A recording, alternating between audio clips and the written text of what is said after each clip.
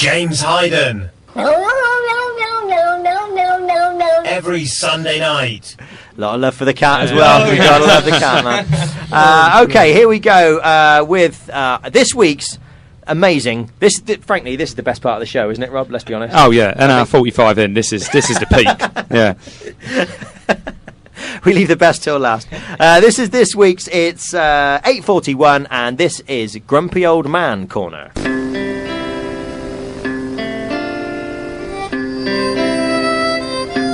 And Dan's now stood here thinking, I can't believe I've got to do this again. You can grump about that if you want. It's bringing me back. Yeah. Oh, come on. Bringing you back. Dan, you're a friend of the show. You're welcome back anytime. So this is Grumpy Old Man Corner, and what we do basically is moan.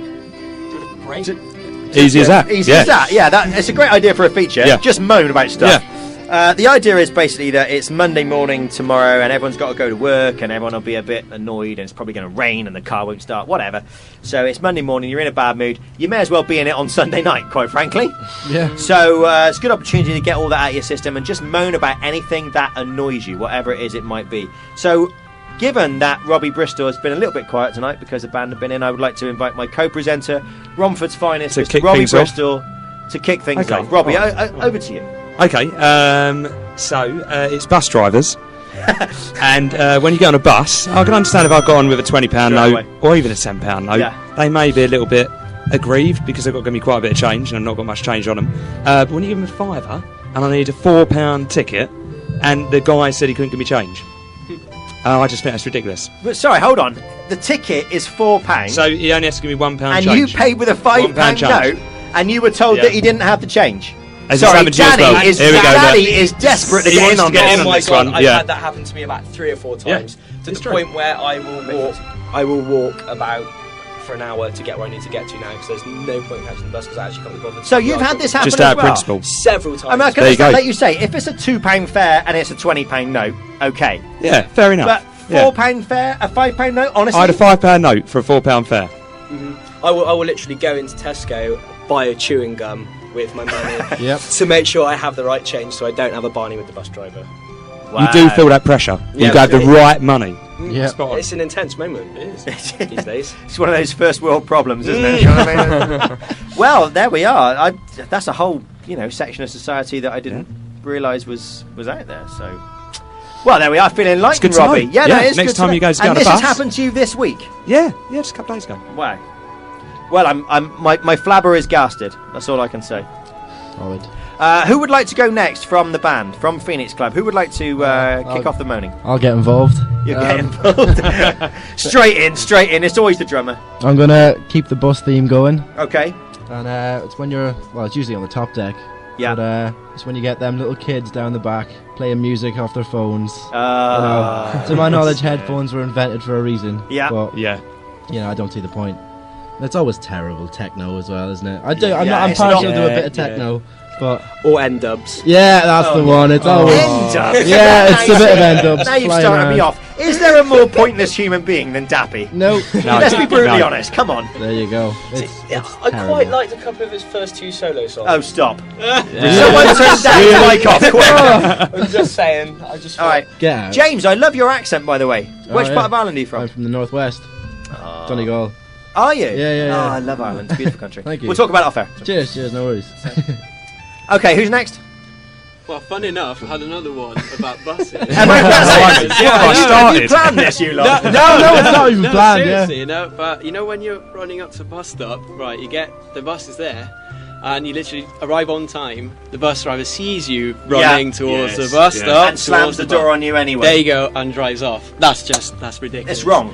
It is wrong. It does take a special sort of mentality to do that, doesn't it? Do you know what I mean?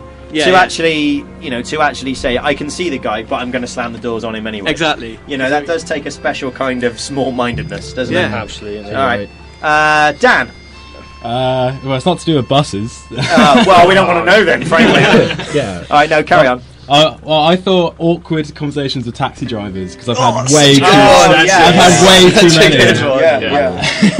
I've always had to like get to gigs by myself because I live far away from these guys. So I've always had to get a taxi. Right. And every time it's so awkward. I don't know why, but I'm just there, kind of just sat and looking.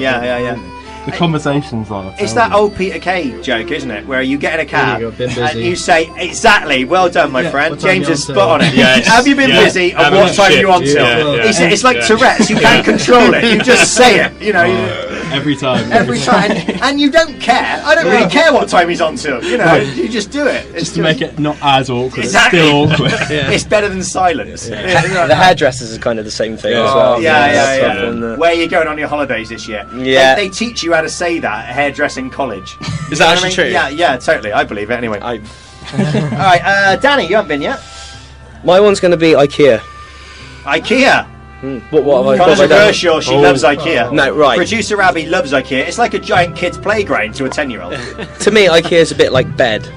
Right. Okay. It's really easy to get into, but really, really hard to get out of. Okay, fair enough. Good basically. analogy. It is though, isn't it? Like it's just Yeah. ridiculous, and the queues are always massive, and everything's always really hard to get hold of. And then you get your little ticket, and you write it all down in the Swedish name that you don't understand, and then you go to the place, and it's not there, and then you got to go somewhere else. And while I do accept your point, we actually have a feature on this show called IKEA or I Faker. Oh God! And it works really well. So I can. But I do take your point about the names because the names are a bit crazy, aren't they? Yeah. They are. I mean, it's cool, man. It could just say bookcase. Do you know what I mean? Rather than whatever Fludiboo or whatever. Do you know what I mean? Just.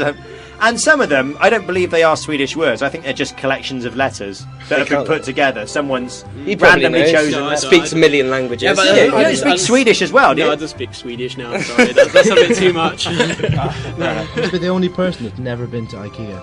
Have you never been to IKEA? Never been to IKEA. It's not a bad thing. Yeah, I was You're a going to lucky say, man. hold out Not there so for as bad. long as you can. Trust me, you're doing very well.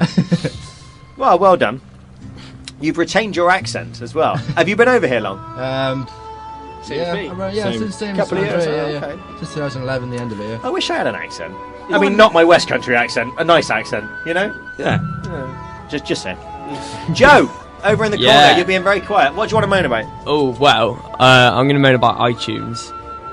Okay. Because my laptop broke. Well, not my laptop. The laptop broke. The family laptop. The family laptop, which had all my music on it.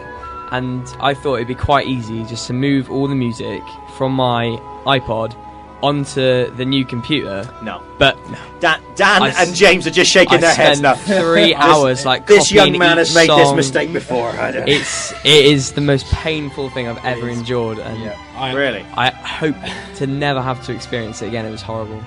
I wish there was just a button that said, like, you plug your iPod into the computer and you just said transfer music or something something simple. Yeah, something because it's not like they can't seriously believe that people keep laptops like forever. Like someone buys a laptop and that's it. Yeah, it's going to stay there forever. Yeah. So make it easy. I mean, I do all Windows stuff because of the DJing and everything. Oh right, yeah. And they seem to think that you replace your laptop every 20 minutes. Do you know what I mean? There's always an upgrade going through or whatever. So is it that bad on iTunes? Because I don't use it. It's like I've done the same as you. And like you have to copy and paste all the folders, but then you have to rename every single like file.